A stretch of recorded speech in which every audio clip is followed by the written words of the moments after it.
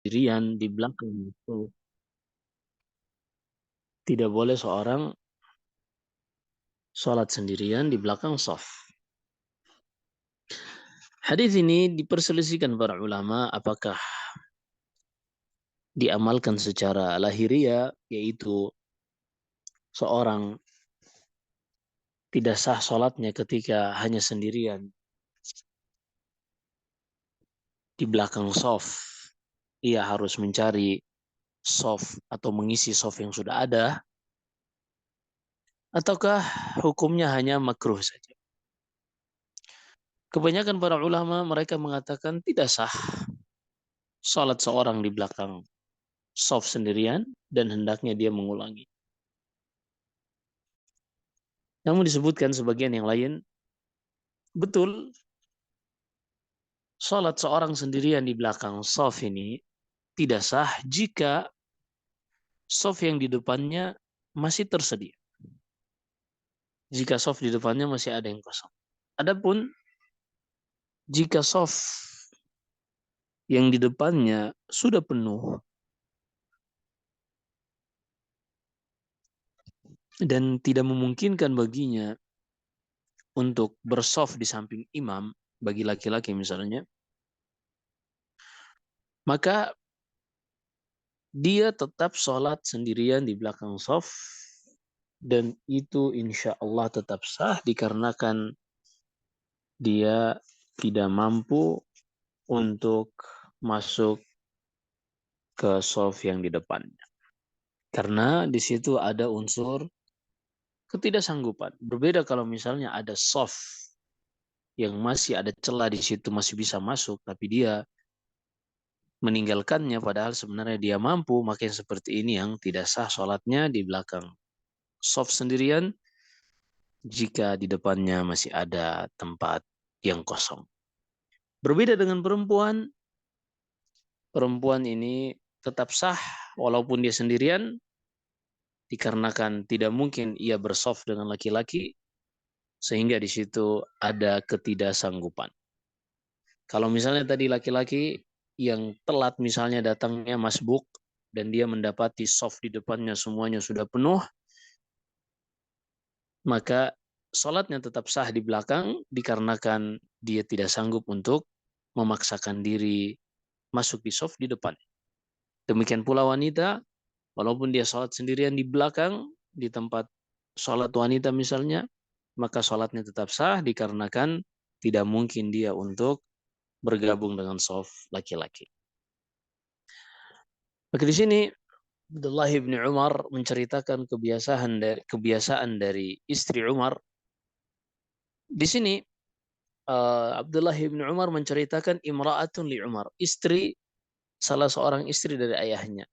Karena ma'ruf pada zaman dahulu terkadang seorang laki-laki memiliki istri lebih dari satu. Baik. Istri Umar ini rutin melaksanakan sholat jamaah, sholat subuh khususnya dan sholat isya di masjid. Iya.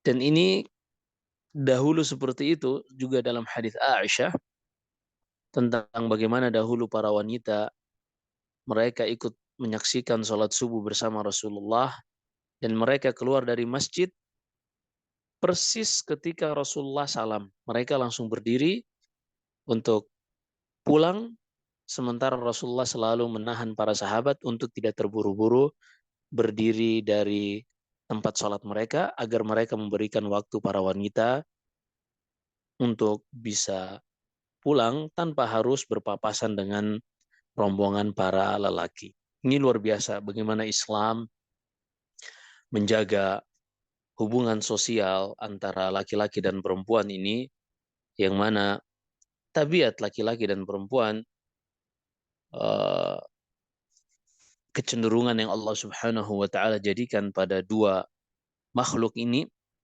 laki-laki tertarik dengan perempuan dan perempuan tertarik kepada laki-laki, yang mana pada diri mereka masing-masing ada dorongan hawa nafsu dan seterusnya.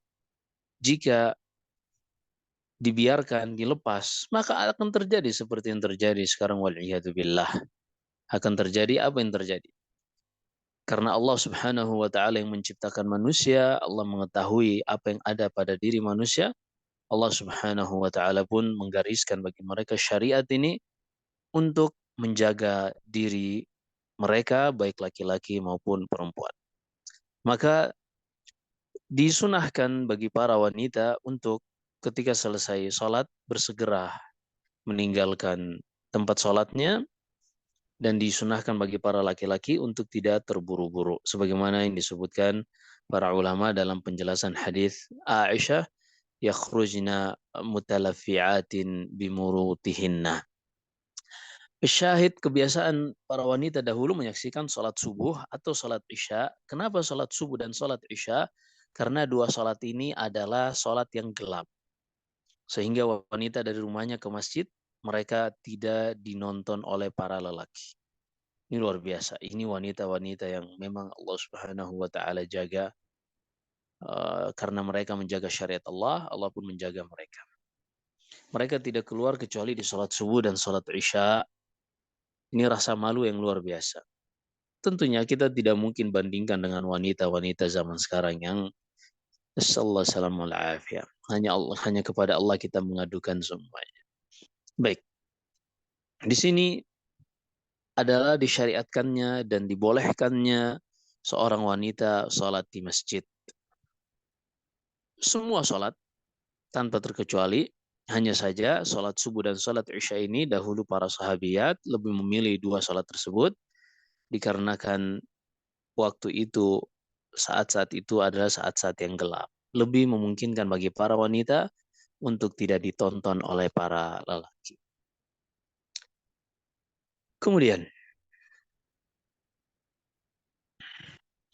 kata Abdullah bin Umar, faqila laha lima takhrujina wa qad ta'lamina anna Umara yakrahu dzalika wa yaghar.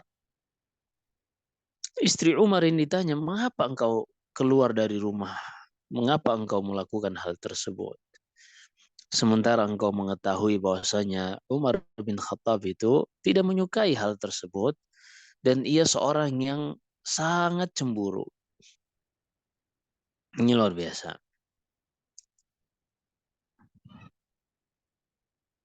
Sifat Umar bin Khattab ini seorang yang sangat cemburu. Bahkan ketika belum turun syariat hijab, istri-istri Rasulullah belum mengenakan cadar, belum berhijab sebagaimana hijab yang setelah disyariatkan. Tapi pada saat itu Umar bin Khattab ketika berjalan berpapasan dengan Rasulullah bersama istrinya, Umar bin Khattab mengatakan, "Ya Rasulullah, ustur alaika zaujak." Ya Rasulullah, tidakkah seyogianya engkau menutupi istrimu? Ini luar biasa. Karena kan Umar ini seorang laki-laki yang sangat pencemburu. Maksudnya orang laki-laki yang sangat ingin melihat wanita itu sebagai seorang yang terhormat. Ingin melihat wanita itu sebagai sebuah permata yang disimpan rapi dan tidak dipertontonkan. Apa kata istri Umar bin Khattab? Ini luar biasa jawaban. Qalat, wa ma yamna'uhu an yanhani. Kata istri Umar ini, lalu kenapa Umar tidak mencegahku untuk ke masjid? Iya, ini luar biasa. Seorang wanita yang paham syariat Allah Subhanahu wa taala dan paham siapa suaminya. Betul, Umar itu seorang pencemburu. Umar tuh nggak suka ngeliat aku keluar rumah karena bisa dilihat oleh laki-laki lain. Tapi sekarang aku ke masjid, salat subuh dan salat isya bersama jamaah di masjid. Kenapa Umar tidak mencegahku? Apa jawaban Abdullah bin Umar? Ini luar biasa. Qala yamna'uhu qawlu Rasulillah sallallahu alaihi wasallam, la tamna'u ima Allah masajid Allah. Kata Abdullah bin Umar, tidak ada yang melarangnya, tidak ada yang mencegah Umar untuk melarangmu ke masjid, melainkan sabda Nabi Sallallahu Alaihi Wasallam, janganlah kalian melarang para wanita untuk mendatangi masjid Allah. Ini luar biasa. Dan demikianlah Umar bin Khattab, seorang laki-laki yang sangat pencemburu. Seorang laki-laki yang penuh dengan wibawa, yang ingin menjaga keluarganya. Kecemburuannya ini membuat ia benar-benar menghormati seorang wanita, tapi juga kecemburuannya tersebut tidak serta-merta membuatnya melanggar dari syariat Allah Subhanahu wa taala. Kecemburuannya ini tidak pula membuatnya melanggar sabda Nabi sallallahu alaihi wasallam. Umar seorang yang sangat disegani oleh para sahabat. Bahkan kata Nabi sallallahu alaihi wasallam, "Lau salaka Umar fajjan, lasalaka syaitanu ghaira fajji Umar."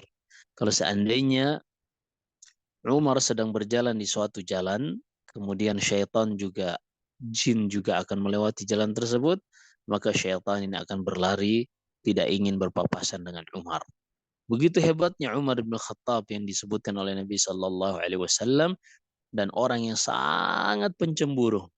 Tapi hal itu semuanya tidak membuatnya melanggar aturan-aturan yang telah ditetapkan oleh Rasulullah Sallallahu Alaihi Wasallam. Beliau nggak suka istrinya ke masjid.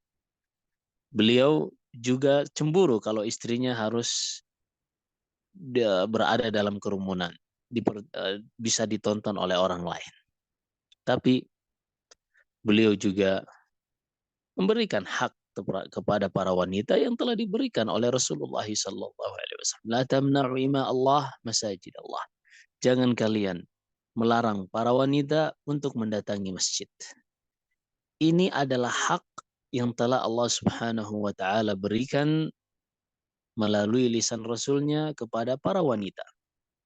Dan ini hak para wanita. Dan para lelaki tidak boleh melanggar hak ini. Umar bin Khattab sendiri, ia pernah menceritakan sebagaimana dalam Sahih Bukhari, ia mengatakan, kunna la na'uddu lin nisa'i syai'an. Dahulu kami tuh nggak pernah menganggap para wanita. Apalagi kalau ikut-ikutan dalam urusan kami. Dalam urusan manajemen keluarga, dalam urusan, semua urusan. Perempuan tuh nggak bisa ikut campur. Itu dalam mindset Umar bin Khattab radhiyallahu taala. Hingga akhirnya suatu saat kata Umar bin Khattab, aku sedang memikirkan sesuatu, mempertimbangkan sesuatu, membandingkan sesuatu ini dan itu, kira-kira mana yang terbaik. Tiba-tiba istriku mengatakan, wahai Umar, coba engkau melakukan ini dan jangan melakukan yang itu. Wow, kata Umar, aku pun kaget. Loh, kok bisa-bisanya istriku ikut campur dalam urusanku, dalam mempertimbangkan mana yang lebih baik untuk keluarga ini, mana yang lebih baik untuk kita ke depan, baik itu dalam urusan ekonomi atau urusan yang lain. Kok bisa-bisanya perempuan ikut campur nih? Itu mindset Umar bin Khattab, sisa-sisa dari jahiliyah. Apa kata istrinya? Kata Umar, aku pun bertanya kepada istriku, kok bisa engkau ikut campur dalam urusanku? Apa urusanmu? Ini tuh bukan bidangmu. Terserah aku mau memilih yang ini, memilih yang itu. Perempuan gak ada urusan dalam hal ini. Apa kata istrinya? Ajaban laka ya ibnal Khattab. Sungguh mengherankan memang engkau wahai Umar. Engkau menganggap kami tidak boleh ikut campur dalam urusan pengaturan ini, pengaturan rumah tangga. Bahwasanya keputusanmu tidak boleh diintervensi. Tahu nggak engkau wahai Umar bahwasanya Hafsah istrimu telah mengintervensi keputusan Rasulullah sallallahu alaihi wasallam dalam urusan rumah tangganya. Hafsah adalah anaknya Umar bin Khattab. Hafsah bintu Umar bin Khattab. Maka Umar pun langsung marah mendengar hal tersebut. Ia pun mendatangi anaknya Hafsah ini, lalu mengatakan, wahai Hafsah, kok bisa-bisanya engkau mengintervensi Rasulullah dan membuatnya marah?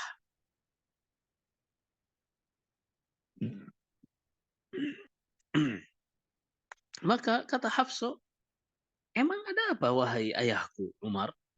Kami biasa untuk memberi masukan kepada Rasulullah atau misalnya mengintervensi Rasulullah itu biasa dalam keseharian rumah tangga kami. Wah, Umar tambah kaget. Umar pun mengatakan, wahai Hafsah, janganlah engkau terpengaruh dengan Aisyah. Ringkasnya seperti itu. Karena Aisyah adalah seorang istri yang paling dicintai oleh Rasulullah.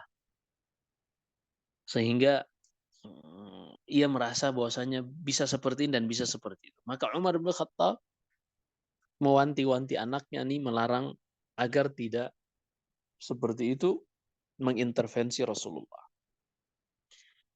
Akhirnya Hafsah mengatakan kami biasa, istri-istri Nabi itu biasa beri masukan kepada Rasulullah. Ini dalam urusan rumah tangga, bukan dalam urusan wahyu atau agama. Kami biasa. Akhirnya Rasulullah pun Umar bin Khattab pun mendatangi Ummu Salamah karena Umar bin Khattab memiliki kekerabatan dengan Ummu Salamah. Ketika masuk ke rumah Ummu Salamah, lalu Ummu Salamah pun mengatakan, ajaban laka ya ibn Khattab. Dakhalta fi kulli syai'in hatta tabtaghi an tadkhula baina Rasulillah wa azwajih. Engkau sungguh mengherankan wahai Umar. Semuanya engkau ingin urusi, bahkan istri-istri Nabi yang mengintervensi Rasulullah, engkau ingin urusi semuanya.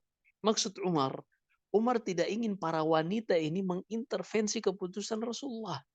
Keputusannya, ia saja tidak boleh diintervensi oleh istrinya, apalagi Rasulullah. Ini mindset Umar. Tapi ternyata demikianlah kata Umar bin Khattab.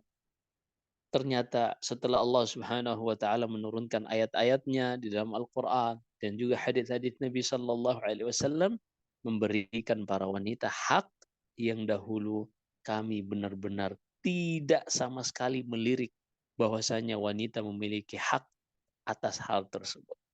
Memberikan masukan kepada suaminya atau bahkan mengintervensi, membantah suaminya pada perkara memang yang layak untuk dibantah. Itu tuh dahulu nggak ada kata Umar.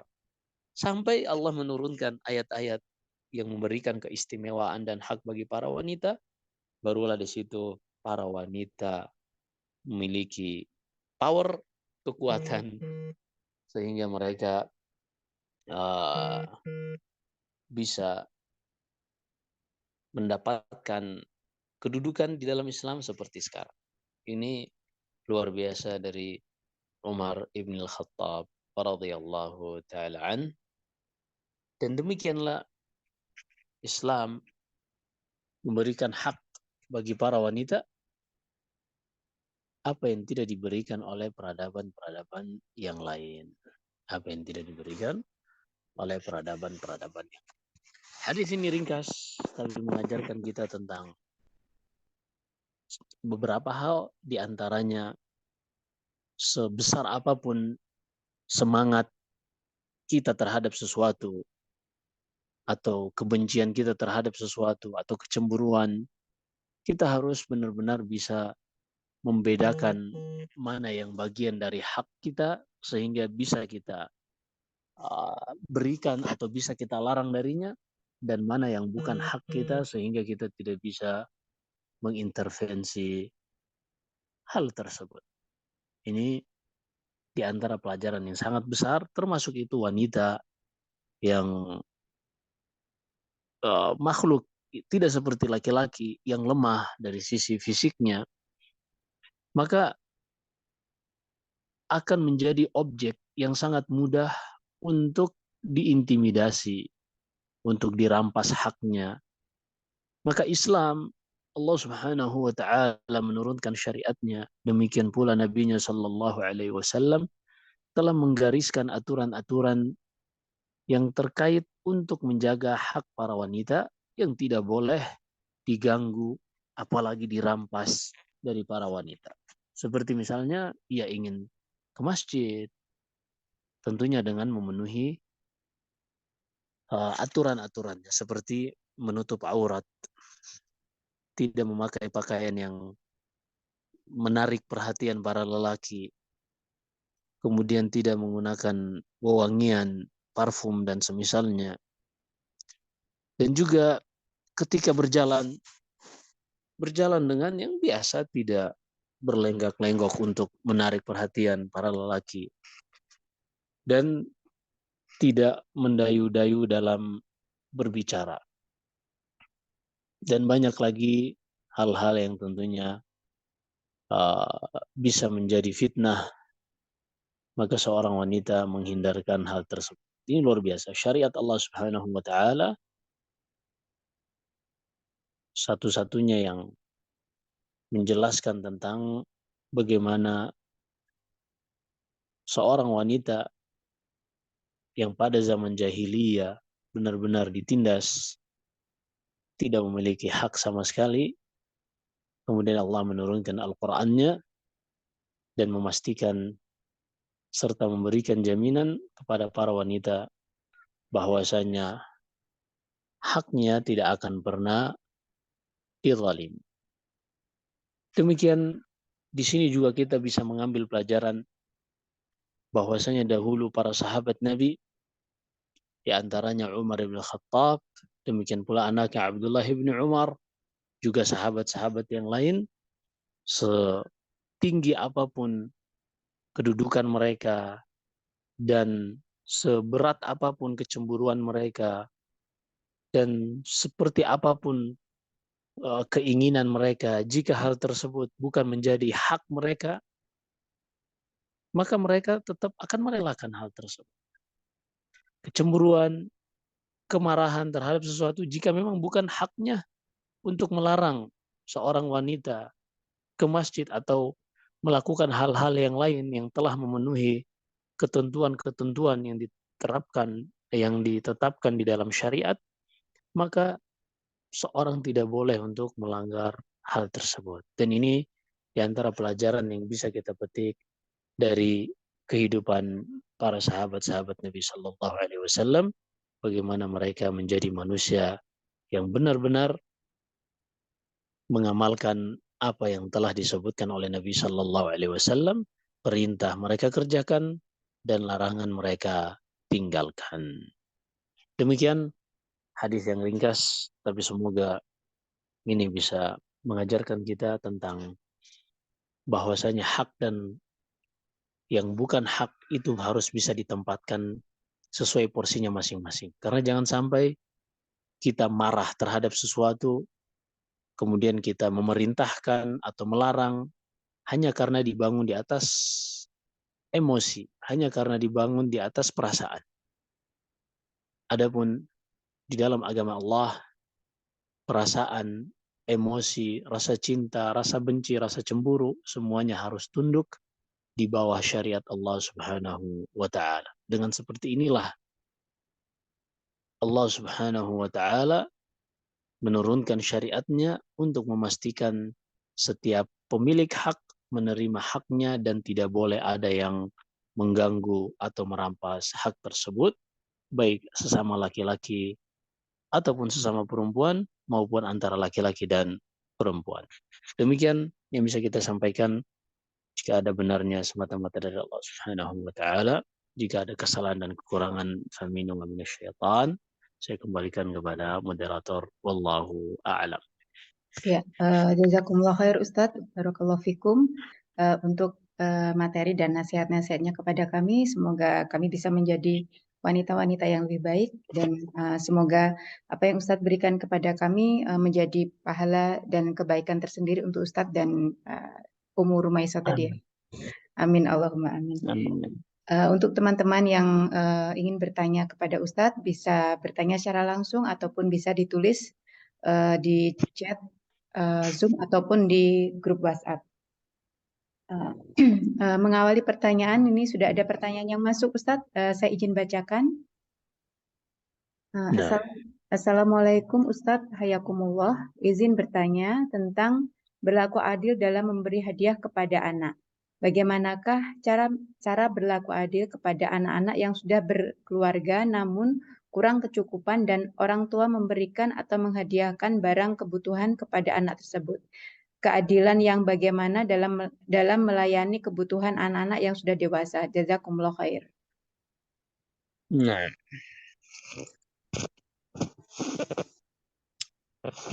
para ulama membahas tentang sampai kapan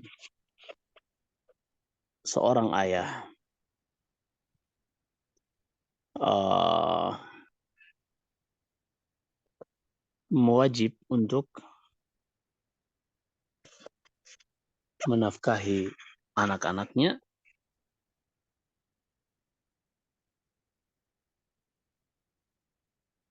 Para ulama menyebutkan bahwasanya kewajiban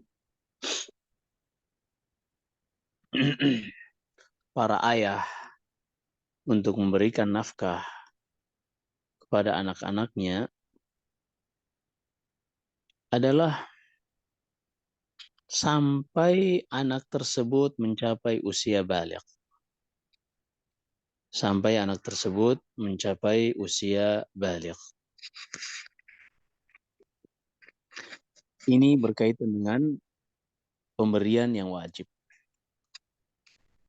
Adapun pemberian di luar itu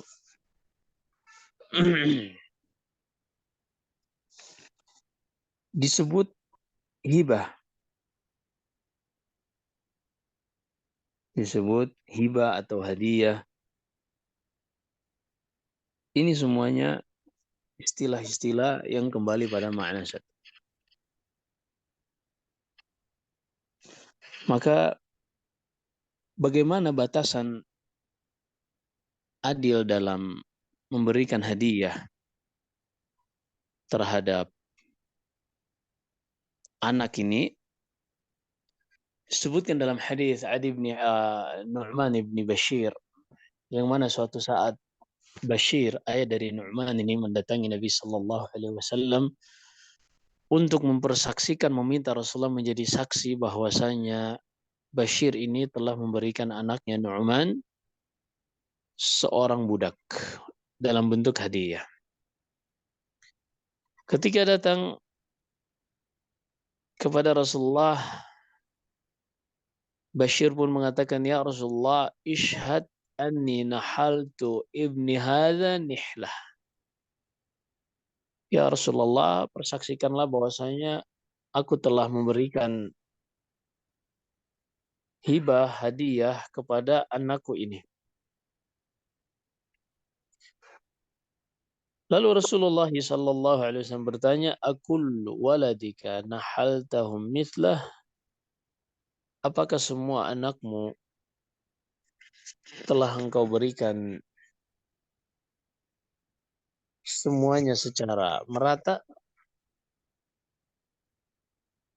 Lalu kata Bashir, la, cuma Nu'man saja ya Rasulullah yang aku berikan. Maka kata Rasulullah, idhab fa inni la ushidu ala al-jawr, ittaqullaha wa'adilu baina auladikum. Pergilah engkau, aku tidak akan bersaksi tentang pemberian yang tidak adil ini. Bertakwalah kalian kepada Allah dan berbuat adillah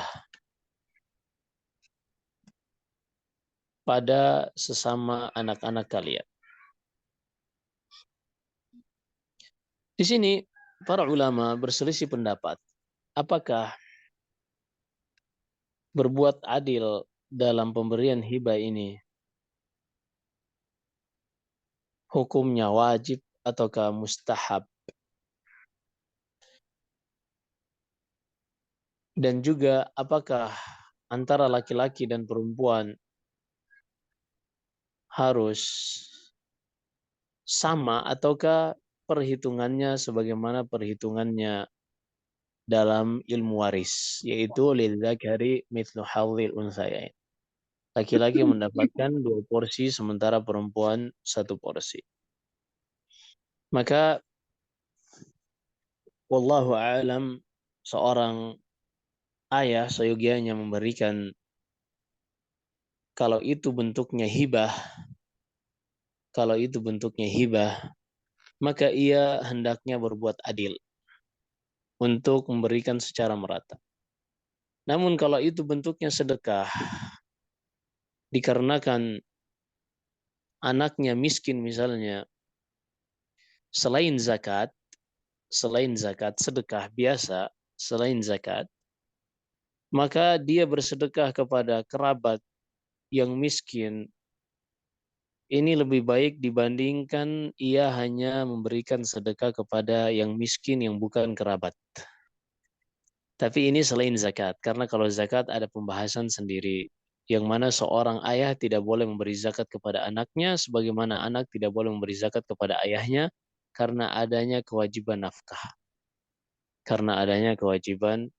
nafkah. Maka jika ini yang ditanyakan, bentuknya infak, kalau memang anak tersebut miskin dan ayahnya memiliki kelapangan, maka ayahnya tetap memberikan nafkah kepada anaknya yang miskin tadi.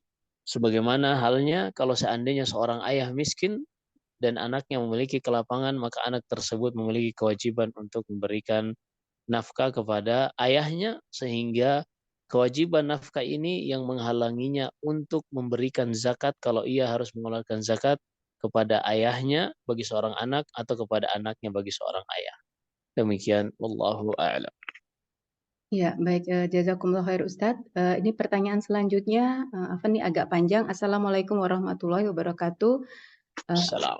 Afwan Ustadz, saya izin bertanya, seorang yang berpagi-pagi dalam bekerja, apakah sama dengan orang yang berpagi-pagi dalam sedekah? Dengan alasan segala sesuatu yang mendukung untuk ibadah itu dihukumi sama. Jadi bekerja itu kan nantinya untuk menafkahi keluarga dan ini adalah sedekah yang paling afdol.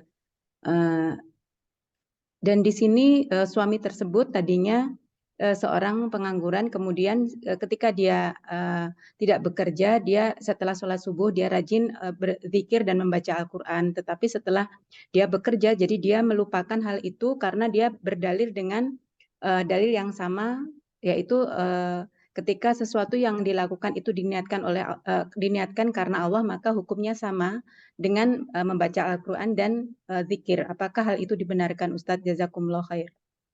Nah, yang pertama, nasnya disebutkan Nabi Sallallahu Alaihi Wasallam, "Ma min yaumin tatlu'u fihi syams illa wa malakani yanzilan."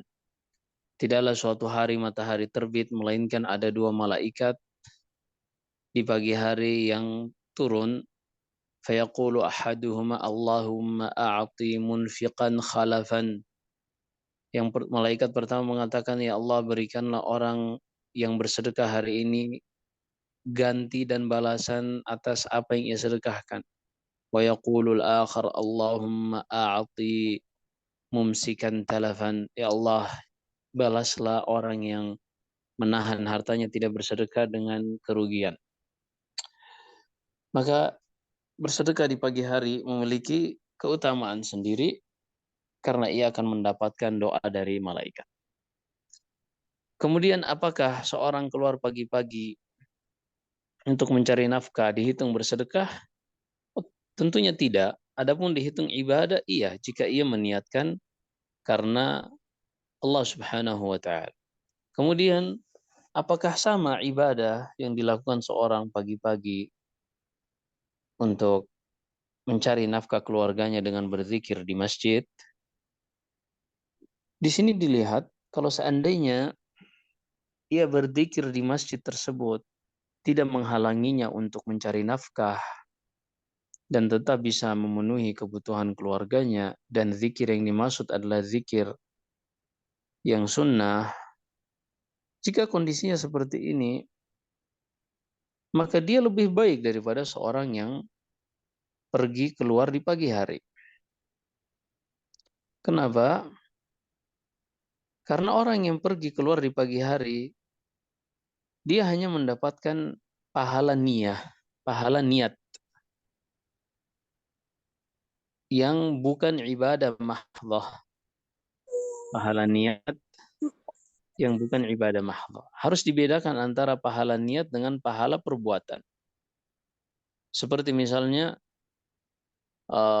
Nabi Shallallahu Alaihi Wasallam mengatakan, "Man adraka raka'atan, faqad adraka jama'atan." Seorang yang mendapatkan satu gerakan dari imam ketika sholat jamaah, maka dia telah mendapatkan sholat jamaah.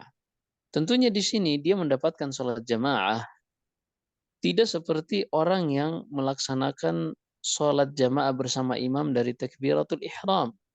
Ia mendengarkan bacaan Al-Fatihah imam, bacaan surat-surat pendek, surat setelah Al-Fatihah, yang mana di dalamnya banyak ayat-ayat yang lain yang memerintahkan wa idza quri'al Qur'an fastami'u lahu wa ansitu.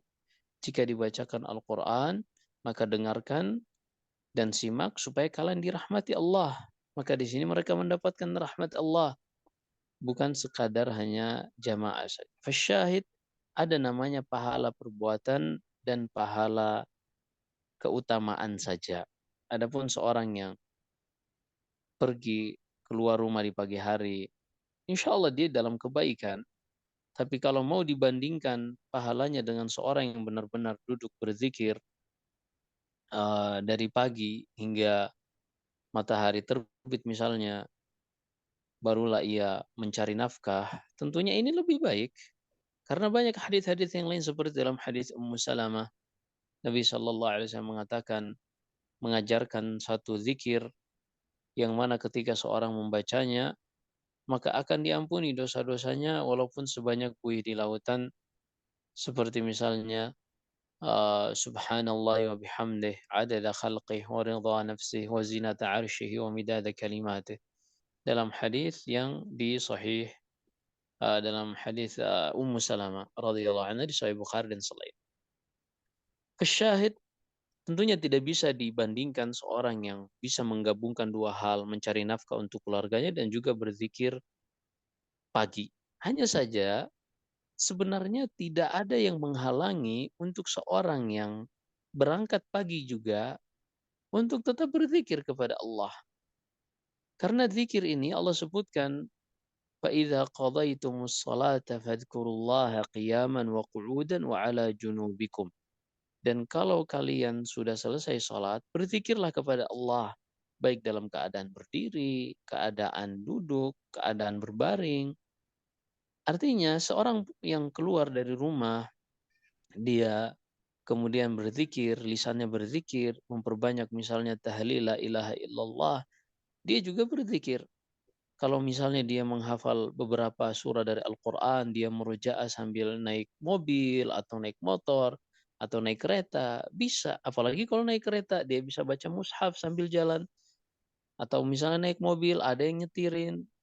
Artinya semuanya bisa mendapatkan keutamaan-keutamaan tersebut. Hanya tentunya ini butuh pembiasaan dan juga butuh semangat lebih agar kita bisa keluar dari pikiran orang-orang yang mainstream, yang mereka seakan-akan kalau udah kerja aja, nggak usah beribadah. Nah ini uh, patut untuk dipertimbangkan, karena seorang sambil nyetir dia bisa sambil murajaah hafalannya kalau punya hafalan misalnya, atau cukup menggerakkan lisannya dalam berzikir, beristighfar, yang semuanya sebagaimana dilakukan di masjid bisa dilakukan di perjalanan insya Allah. Wallahu a'lam.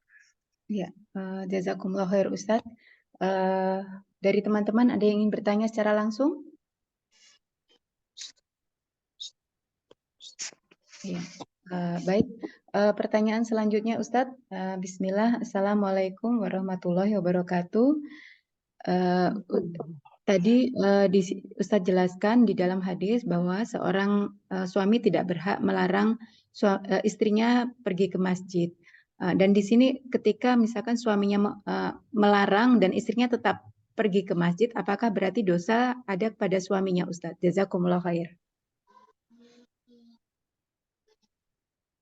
Naam, dalam kaidah secara qaidatul usul an-nahi yaqtadil fasad.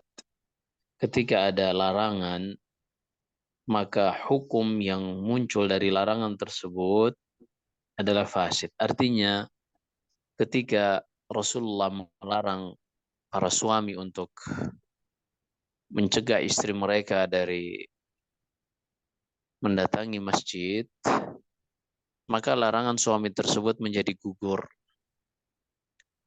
Karena ketaatan kepada Allah dan ketaatan kepada Rasulnya ini di atas ketaatan kepada suami. Syahid, tidak berhak seorang suami melarang istrinya untuk ke masjid. Jika suaminya melarang, dilihat terlebih dahulu. Mungkin saja suaminya ini melarang karena belum mengetahui larangan Nabi yang kita sebutkan ini. Atau mungkin kedua, sang suami sudah tahu larangan ini, tapi ia melihat dari istrinya sepertinya tidak memenuhi kriteria. Seperti misalnya ke masjid dengan membawa tas brandednya misalnya, atau ke masjid dengan memakai hal-hal yang sudah kita sebutkan tadi, seyogianya tidak memakai hal-hal yang mengundang fitnah. Maka jika kondisinya seperti itu, sang suami berhak untuk melarang. Bukan karena melanggar larangan Nabi, tapi karena ada faktor lain yang memberikan uh, otoritas bagi suami untuk melarang hal tersebut. Yang memberikan wewenang bagi suami untuk melarang hal tersebut. Karena Allah berfirman, Ya ayuhalladzina amanu wa anfusakum wa ahlikum nara. Wahai orang-orang beriman, jagalah diri kalian dan keluarga kalian dari api neraka. Jika ia melihat dari istrinya perkara-perkara yang mungkar, yang menyelisih syariah, yang kira-kira dengan berangkatnya ia ke masjid justru mudarat, melanggar syariat Allah lebih besar, maka Allah sudah berikan wewenang kepada laki-laki secara umum untuk meluruskan istri-istrinya yang keliru. Demikian, wallahu a'lam. Baik, uh, pertanyaan pertanyaan selanjutnya mungkin dari teman-teman jika ada yang ingin bertanya dipersilakan. Ya, baik, pertanyaan selanjutnya Ustadz. Bismillah, semoga Allah senantiasa melindungi Ustadz. Izin bertanya Ustadz, apakah bacaan sholat yang ada di buku-buku dari zaman dulu bisa diamalkan seperti buku Risalah Tuntunan Sholat Lengkap karya Dr. Muhammad Rifai, karena tidak sedikit bacaan yang berbeda dengan yang ada di buku-buku sifat sholat Nabi. Itu yang pertama. Dan yang kedua, saya bingung Ustadz karena bacaan-bacaan tersebut, buku-buku zaman dahulu sejak masih di TPA sudah kami hafalkan. Bahkan di buku-buku sekolah juga seperti itu, buku agama. Tapi kalau dari buku sifat sholat Nabi terkadang masih ada perbedaan, bahkan ada judul yang sama. Saya pernah membeli buku sifat sholat Nabi dan doa-doa anak-anak harian dan poster bacaan sholat untuk adik saya. Ketiganya ada perbedaan Ustadz. Saya khawatir adik saya jadi bingung. Apakah yang harus kami lakukan Ustadz sebagai orang awam? Mohon nasihatnya. Jazakumullah khair. Nah, dari ketiga yang disebutkan itu ada perbedaan dan juga banyak kesamaan. Iya. Biasanya kesamaan, jadi para ulama madhab dari 4 madhab, Hanafi, Maliki, Syafi'i, dan Hambali, biasanya mereka ketika membahas tentang fikih salat, mereka membaginya menjadi ada syarat, ada rukun, ada wajib, ada sunnah, ada yang makruh, ada yang pembatal-pembatal salat. Walaupun mungkin mereka berselisih pendapat, itu kebanyakannya hanya pada hal-hal yang sunnah saja. Seperti misalnya bacaan doa iftitah. Madhab Hambali menggunakan bacaan Subhanakallahumma bihamdik wa tabarakasmuk wa ta'ala jadduk wa la ilaha ghair. Madhab Syafi'i menggunakan Allahu Akbar kabira walhamdulillah kathira ila akhirih wajjahtu wajhiya lilladzi fatara samawati wal ard dan seterusnya. Kemudian madhab yang lain menggunakan hadis dalam Sahih Bukhari dan Sahih Muslim dari Abu Hurairah, Allahumma ba'id baini wa baina khatayai dan seterusnya. Semua lafaz ini benar diriwayatkan dari Nabi. Dan hukum membacanya hanyalah sunnah saja. tidak ada konsekuensi keabsahan atau ketidakabsahan dari sholat seseorang. Kalaupun dia tidak baca sama sekali, sholatnya sah. Karena yang rukun adalah pertama, takbiratul ihram. Harus orang membaca Allahu Akbar. Dan ini kesepakatan semua madhab. Kemudian setelah itu membaca Al-Fatihah. Ini juga kesepakatan semua madhab. Adapun membaca surat setelah Al-Fatihah ini hukumnya sunnah. Kemudian ketika ia hendak ruku, ia membaca Allahu Akbar. Lalu ketika ruku, ia membaca Subhana Rabbiyal Azim. Ini kesepakatan semua madhab disebut wajib membaca Subhana Rabbiyal Azim. Kalau ditambahkan wa bihamdi, ini hukumnya sunnah saja. Kalau bacanya Subhana Rabbiyal Azim lebih dari satu kali, hukumnya sunnah saja. Karena yang wajib hanya satu kali. Adapun tambahan yang lain misalnya Subhanakallahumma bihamdik Allahumma gfirli, ini hukumnya hanya sunnah, tidak boleh menggantikan Subhana Rabbiyal Azim. Hanya boleh dijadikan tambahan. Atau ditambahkan dengan Allahumma laka raka'atu wa bika amantu dan seterusnya. Ini juga bacaan sunnah ketika ruku, tapi tidak boleh menggantikan Subhana Rabbiyal Azim. Subhana Rabbiyal Azim ketika ruku harus dibaca sebagaimana Subhana Rabbiyal A'la. Ketika sujud harus dibaca minimal satu kali. Mau ditambah wa bihamdi, hukumnya sunnah. Kemudian ketika duduk di antara dua sujud, bacaannya Rabbighfirli. Ketika bangkit dari ruku, bacaannya Sami'allahu liman hamida. Intinya, secara umum ulama-ulama madhab menyebutkan yang rukun-rukun itu sama, hampir semuanya sama. Hampir tidak ada yang berselisih. Nah itu, adapun perselisihan lafadz ini terkadang memang diriwayatkan dari Rasulullah, ada 4 riwayat, seperti pada doa iftitah ini ada 4 lafadz diajarkan oleh Rasulullah. Ketika tasyahud ini banyak sekali lafadznya. Dan juga ketika misalnya zikir-zikir seperti duduk antara dua sujud, hanya cukup Rabbighfirli, ini kadar wajib. Kalau mau ditambah Rabbighfirli, warhamni, wajiburni, warfa'an, dan seterusnya, hukumnya sunnah. Yang wajib hanyalah Rabbighfirli. Makanya di sini penting bagi seorang muslim ketika dia belajar tentang sholat, dia bisa membedakan antara mana yang rukun, mana yang wajib, mana yang sunnah. Sehingga ketika dia melihat ada perbedaan pendapat pada yang sunnah, dia tidak terlalu memikirkannya. Yang paling penting semuanya sepakat pada rukun dan yang wajib-wajibnya. Mungkin kita menjawabnya seperti itu secara umum karena tidak mungkin kita merinci satu demi satu dari lafaz-lafaz, perbedaan lafaz-lafaz yang disebutkan antara 3 buku tadi. Wallahu a'lam. Ya, baik. Jazakumullah khair Ustadz. Dari teman-teman ada yang ingin bertanya?